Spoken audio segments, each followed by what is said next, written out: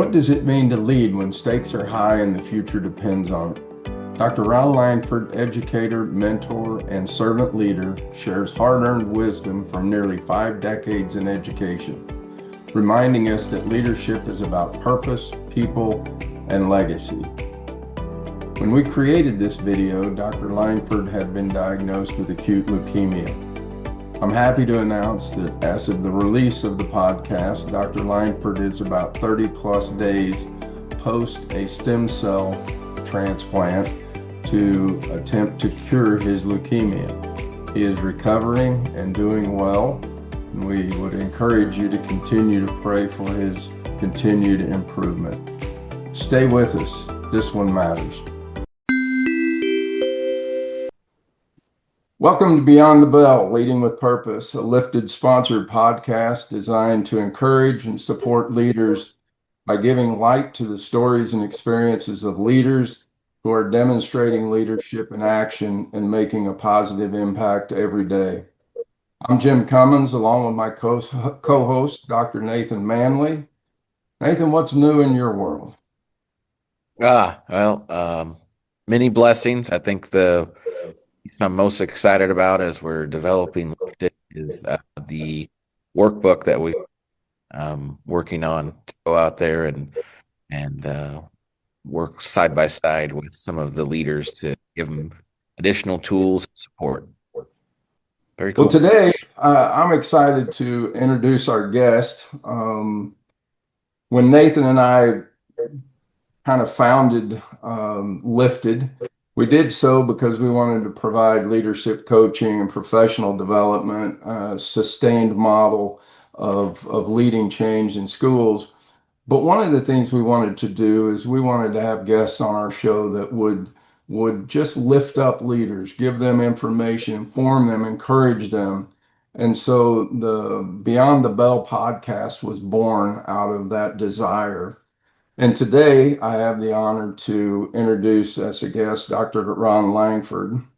And I'll get to his credentials in a moment, but I want to share his impact on my personal journey.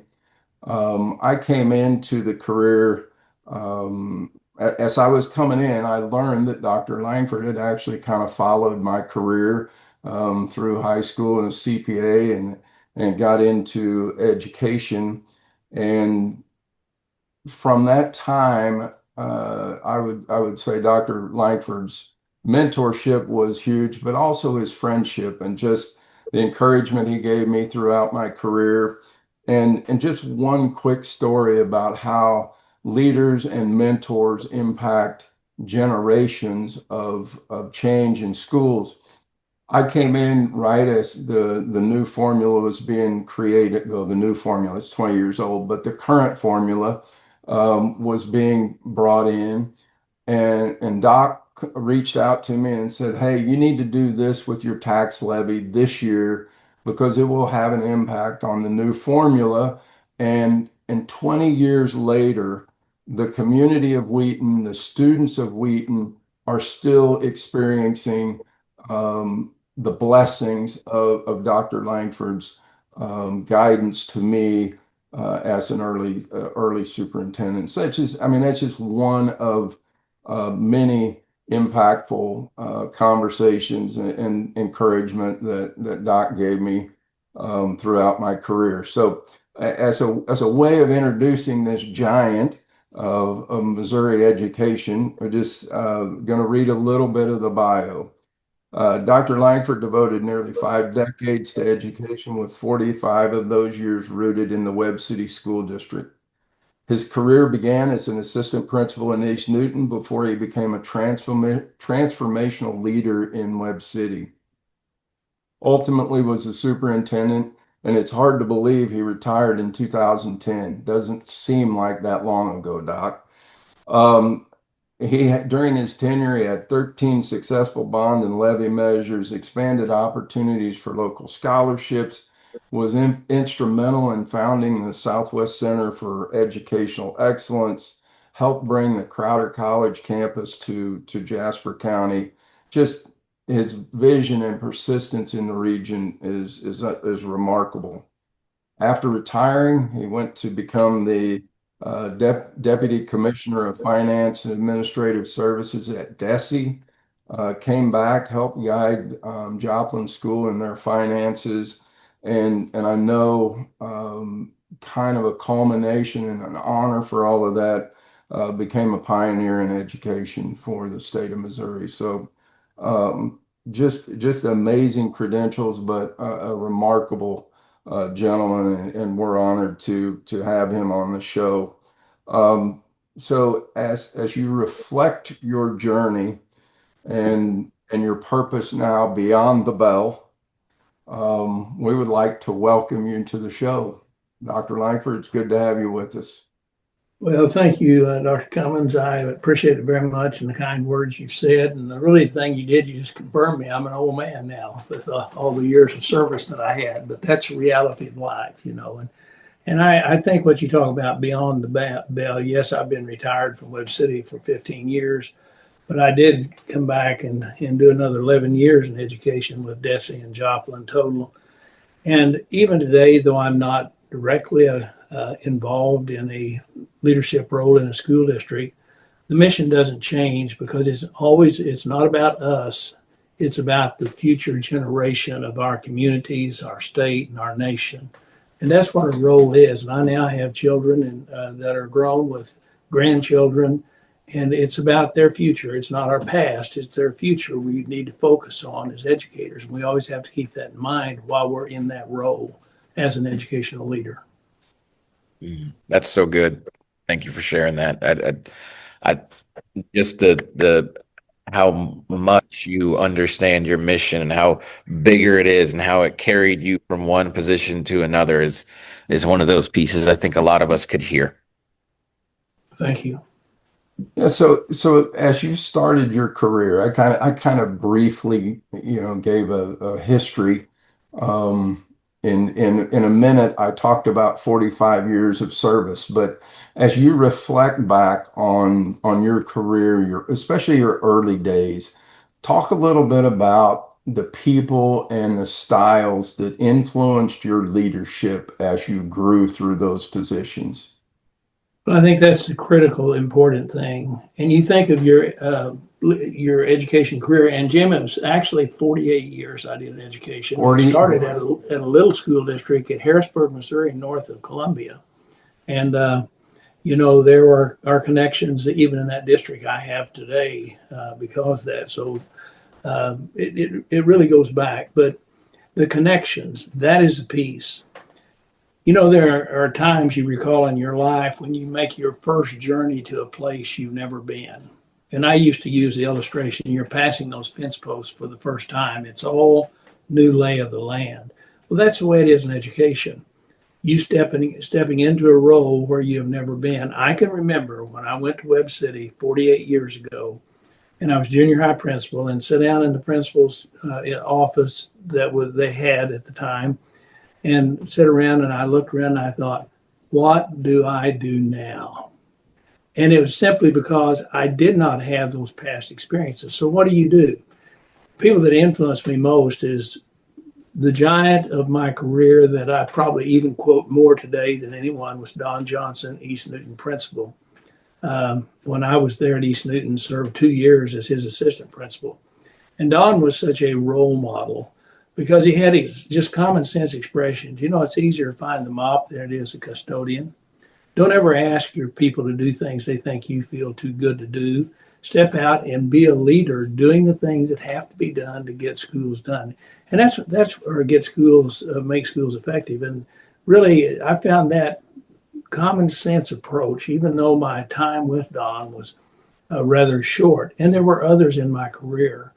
I remember when I was high school principal, or I went from junior high to high school principal, Jim Bowman was high school principal over at Carthage. Now, he and I had totally different styles, but you have to have someone you can pick up the phone and just kind of, you don't want too many people because then you get confused, but just someone to, call. I moved then into the assistant superintendent role, and we had terrible roof problems in Webb City in the day. And I can remember coming down and Mr. Ledbetter was kind of in charge of buildings and grounds, and going up above the high school, sitting in a car at Neosho as you look down on top of the Neosho High School, and him talking to me about what needed to be done with roofs. And so connecting with people that can help you learn what you don't know because you never had to know it before, and you had no experience in gathering that information. So to me, that was a key. Find people that you respect. Jim Casperry was one that I respected a great deal. Jerry Stark over at Carl Junction, and the folks that I worked with in their Webb City. But I always said, if you need to look a little bit beyond your border to see what others are doing, because they can have some good ideas that you don't have. So it's building relationships. Don't run in a pack because that's confusing. But find those people you trust, and they have demonstrated a know-how and a willingness to do what's best for kids and learn from them. Yeah, Nathan, that's one of the things that you've always, I think, just repeatedly to our staff, to our principals about doing what was best for kids. I mean, we talk about it in education all the time, but I've been in places where it is truly exercised, and I've been in places where it's just something that is stuck on the wall. And Doc, I think that, as I reflect on what you did at Webb City, I would just take a minute to share about how you brought the community in. I mean, it wasn't about just the students and the staff in your care. I got the impression from the outsider that it was so important for you to also involve the community to where it was the community school, not Dr. Lankford school, not the school board school, but the Webb City Community School. To me, Jim, that's critically important. The year after I retired at Jefferson City, Roy Schaefer asked me to come down and speak to the Neosho Rotary Club about the status of public education in the state of Missouri. And I can remember the speech I gave well because I believe it. And I said, I could give you some facts and figures about education statistics in the state of Missouri, but the real question is, what is the status of the educational program you have in your community? Now, the irony of that was at noon we had the meeting, and at 2:00 they were going to dedicate one of the new buildings out along I-49. I don't remember, but it was the same day. So Neosho had made an accomplishment. They struggled for years getting some buildings passed down there because they'd done away with their debt service, and to reestablish that was challenging, But I truly believe that what a leader is someone that's got to have a vision of what it is we're trying to accomplish, and then has the ability and takes the time to explain that vision to other people. And they may not fully see all of it, but you can encourage them to the point they want to be a part of it. And that's where your community comes in. If your community won't support it, doesn't matter what you want. The best idea that the community does not support is not going to be implemented. And the timing in Webb City for me was very, very good. We were starting to grow as a school district. We were needing to improve facilities. We had some older facilities that needed replaced. And that's sort of at a time, and you talked about when you came in 2005 to Wheaton, I go back to the 1993 formula that was written. And that really helped Southwest Missouri tremendously. So it's a matter of, we're trying to help all kids. And I didn't want one beautiful, magnificent building. I wanted to help the attendance centers in the district, because parents don't really care. But you know what? They get excited when something's happening that supports their kids, not just facilities wise. And that's why athletics is important. But if that's all you focus on, you've missed the boat. That's why your fine arts program is important. And I always said one of the best programs we had for getting kids involved was the ROTC program, because there were kids in that maybe were not involved in anything and without those programs. So research always shows that, I remember, this has been over 50 years ago, but what keeps kids from dropping out? The two best predictors are attendance, if they're coming to school, and if they're involved in extracurriculars, because there's a bond that's developed. But we have to think that about the students, but then you also have to think that about our community. And we really did, I feel like and I say we, I mean it we, not me. We were very successful in getting the community of Webb City united behind the school district. And as a result, we were able to pass those 13 different bond and levy issues. In that time, we expanded facilities, improved things that today we couldn't afford to do with the cost, but we got it done at a time when it was cheaper. And I always said, you got to think of improving the district as, and this was a message that I would give, it's kind of like dollar cost averaging on buying a stock and things like that. It's over the long term, but we'll never have a time that's any cheaper to do it than now. So let's get it done, and people bought into it. Hey, Doc, can I ask a question in there? Sure. Dr. Lankford, you talked about the importance of knowing the vision. I just want a little bit on that.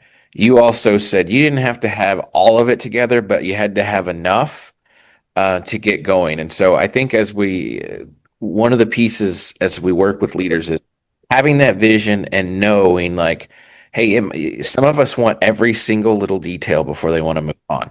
And then some are, I kind of like to live by the 80% rule. Like, for me, I want to try to see all of it. I need to explain that to everybody, but really I just need about 80% so I can get everybody engaged. Talk about like, when did you know it was time to move and that balance? Because again, we see some leaders, unfortunately, like they just haven't got to that point where they even have a vision versus, look, I got a pretty good idea where we're going. Let's get going. Well, I always took a lot of time in assessing the needs of the district. And when I went around to the building, and it was interesting, my son graduated. I had two children, one graduated in 92 and one in 95.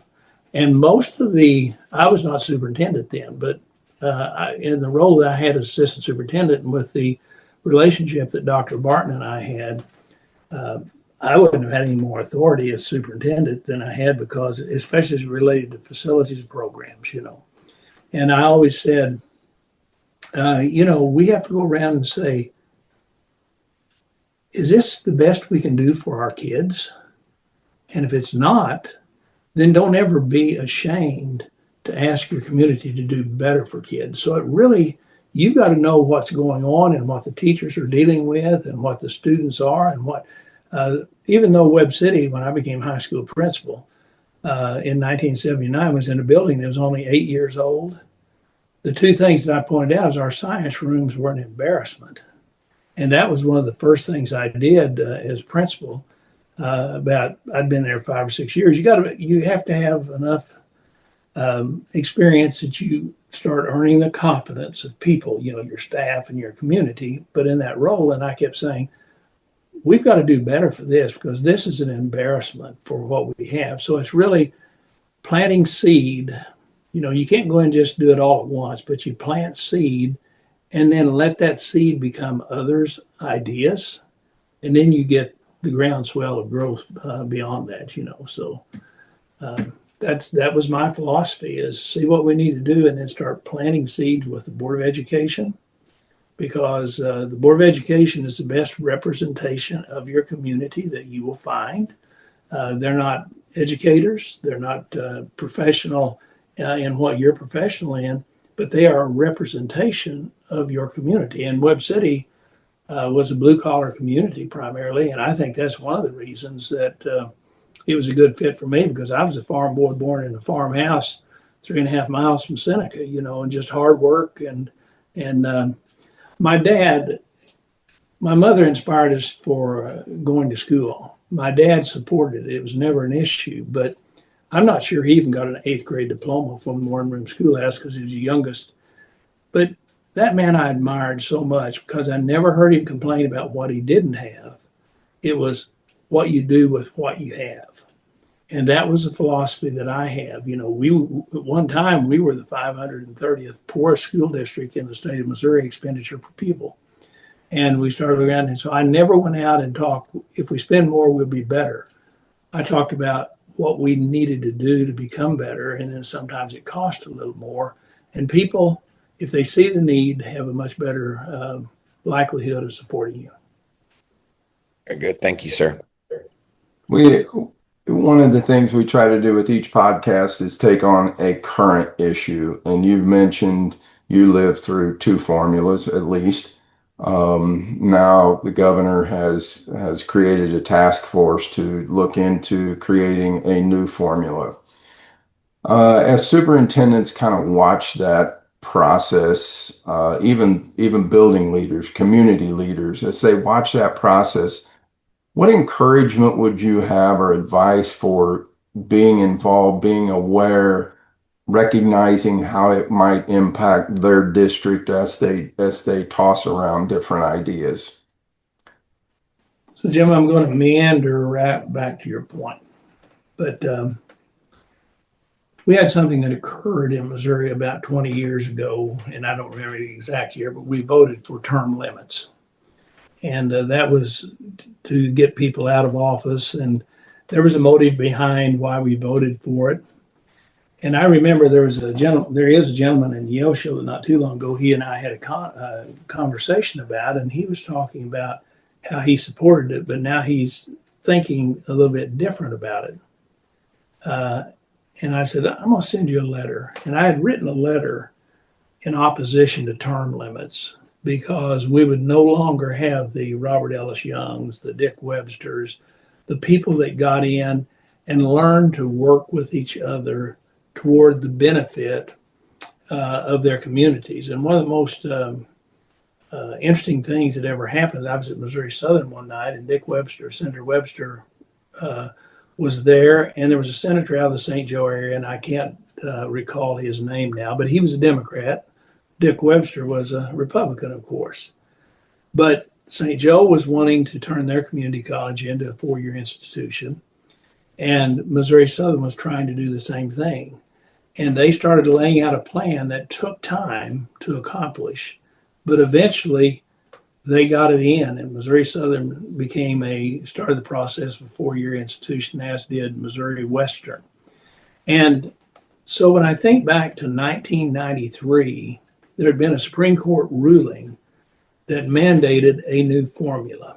And so when the politicians got involved, they started looking at this formula, and then the inequities that were in effect in that formula had been developed like in the 1970s, And they said, the educational opportunities range from the golden to the god awful. Then the Supreme Court ruling, that language was there and quoted often back then. Well, then in 2005, simply because Missouri was not successful at funding it, and they could have made a couple adjustments to that formula that would have made it fundable, but they put this one in, took out the idea of equity, meaning it didn't matter where you live, you should have a similar amount of money, to adequacy. So then they calculated, adequacy. But again, that was a result of people there who were working and taking into consideration their communities. And I might say Senator Nodler, who was heavily involved in passing that, there was one thing that got put in because of him, the dollar value modifier. And so that enabled some school districts in Southwest Missouri to benefit. So there was that thing going on of how we consider our local communities when we make these decisions. So now we're in a situation of where the political divide is, in my life, I've never seen the political divide as it now is. And so we're going into a new formula. And I will tell you, Ron Lankford's opinion, and I have had very brief communications, but due to some things I'm dealing with, I had to kind of decline any involvement in participating in that. But that formula, when it passed, it helped many schools in Southwest Missouri. And I remember the issue you talked about. I came up with this idea. In fact, one of the bonding companies I'd visited with about it, and they started taking that idea and putting it across the state of how we could impact ourselves that first year of funding by shifting money from debt service over to operations, And anyway, so all that passed. But the problem we still have is we have a 20-year-old number that impacts the calculation of that formula. So the richest school district that gets money, it's based on the number of kids, and the other school districts are slow, that are declining or stable and have little to no assessed valuation growth. The more farming communities, it's struggling. But when I was in Jefferson City, and I've been gone from there since 2016, there was one representative who actually is involved in this committee, and he and I have visited briefly. But he used to come and talk to me about fixing this formula. And I said, and this was nearly 10 years ago now, if the state of Missouri doesn't have $2 billion to hold school districts harmless, as they have done in the past, you can't fix this formula. And if they had made a couple of modifications to that formula at the start, this formula would be fine. But they didn't. So now you're trying to go back and correct all of that. So we're in a situation now, back in 1993, that lawsuit, basically all the school districts were interested in the lawsuit. Today, to have a lawsuit to cause it to be rewritten, the poor school districts that have had slight to declining enrollment annually over years, low assessed valuation, they have one situation. The rapidly growing school districts, both in students and assessed valuation, have another situation that would cause them to lose a lot of money. So there's going to be a real divide in the school districts as they tend to work through this. And then you throw in the fact that we have revenue cuts that have gone in. I continue to log it. I just put it in this week. Every month I know where we are compared to a year ago, prior years, and keep all that history. And the revenue stream into the state of Missouri of general revenue is not really growing all that much. So how do you fund the needs of the state, not just in education, but the needs of the state and its obligations for operation? So I would say that the superintendents need to do something similar to what we did back in 2003 when we put the Committee of Adequate Funding for Education together, that the local school community leaders in education educate their general public about what this is doing to their ability to have school districts going forward. Because I personally have real concerns of how it will impact some of the school districts in the state of Missouri and their ability to continue in the future. So it's not something that, and Jim, while I appreciate the lobbying that goes on in our educational organizations or stuff, but I always used to say, if the superintendent of school is not regarded as a better, expert in education in our community, something's missing. And we have to be willing to have these discussions so people understand. Otherwise, it's a headline just before tomorrow's headline. Awesome. Good advice. I want to shift gears a little bit. In our initial episode, I shared a little bit about my health journey and how it changed me and some of my thinking. And Nathan and I aren't shy about our belief systems, about the fact that we believe personal care, taking care of yourself as well as the needs of your staff are always important. And I asked for permission and you gave it to me to discuss a little bit about your health journey. So first, just share with folks how you're doing. Second, how has the journey impacted your mission, your vision, how you go about your daily business? Well, as you know, Jim, in February I was diagnosed with acute leukemia and was in very serious health conditions and wound up being flown to Kansas City and sent home in hospice care, and was able then, I just believe that the Lord comes into play here, but was able to make connections. And 10 days later, I was in MD Anderson in Houston. I spent 35 days in the hospital and was released right at the end of April and have been home ever since. I've made 5 trips down there since I've released, go down a couple of weeks. And then we're looking at some more major treatment, possibly in mid-October, that hopefully can provide a curative. The trial program I'm in has done a good job as far as the getting it under control right now, but it's not a curative. So it's changed my life in that I used to mow my yard. Now this year I've had to have my yard hired someone to mow my yard. I've always been someone that I've worked 6 years in Jefferson City. I have a 2 acre yard. Only 2 of those 6 years did I not mow that yard and take care of it myself, in addition to all those travels. And, how does it change your thinking? Well, I believe that, I look back and I don't really have regret. I spent a lot of time at my work and doing my work. I enjoyed my work. My wife, very, very supportive of my career, and it's because of her I was able to do everything that I've been able to do. But I still believe that you come down, and if you look at you know, the Old Testament can be overwhelming reading, but if you really look at it, it's just a historical record of the transformation of generations. And the cycle of life is what it is. We have a certain amount of time, but at the end of the day, it's the legacy you leave behind that's very, very important. And if I look back and think, well, if I'd known what I know now, I wouldn't have done this or I wouldn't have done that. I'm not really sure that I can identify. There are things that I wish I hadn't done, period, in life. We all know that. But as far as what I've done, but being committed to those for whom you've taken responsibility for. And in my case, it's being committed to my family, my children, and now my grandchildren. I've got 3 grandsons at Rolla in engineering school, and trying to support and encourage them as I can. I've got 4 more that are yet to graduate from high school and go where they will go. But it's a commitment to that. But then when I chose to go into education, it's a commitment to those kids that we serve.